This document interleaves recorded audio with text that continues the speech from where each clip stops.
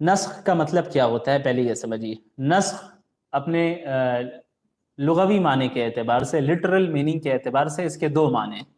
ایک معنی تو یہ ہے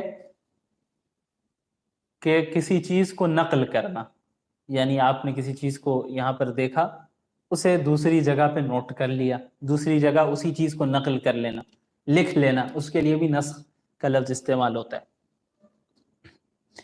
اور نسخ کا ایک دوسرا جو معنی ہے وہ ہے زائل کر دینا، ختم کر دینا، مٹا دینا.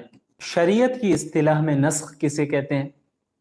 یعنی ایک حکم جو چلا آ رہا ہو اس حکم کو زائل کر دینا کسی دوسرے نئے حکم کے ذریعے، کسی نئے حکم کے ذریعے پچھلے حکم کو ختم کر دینا یا موقوف کر دینا یا زائل کر دینا کسی نئے حکم کے ذریعے، اسے نسخ کہتے ہیں. کہ اب تک ایک حکم چلا آ رہا ہے اور اب ایک دوسرا حکم آ گیا کہ اب جو پرانا حکم ہے اس پر عمل نہیں کیا جائے گا، اس کو ختم کر دیا جائے گا. اب جو نیا حکم آیا ہے اس پر عمل کیا جائے گا. اسے شریعت کی اصطلاح میں نسخ کہتے ہیں. تو وہ پرانا حکم جس کو ہٹا دیا گیا اس پرانے حکم کو منسوخ کہتے ہیں. یعنی جس حکم کو زائل کر دیا گیا، موقوف کر دیا گیا، اس حکم کو کیا کہتے ہیں؟ منسوخ کہتے ہیں. اور جس نئے حکم کو نافذ کیا گیا اور جاری کیا گیا اس حکم کو ناسخ کہتے ہیں. یعنی یہ جو نیا حکم آیا ہے اس نے پرانے حکم کو مٹا دیا، زائل کر دیا یا موقوف کر دیا، تو یہ ناسخ ہو گیا.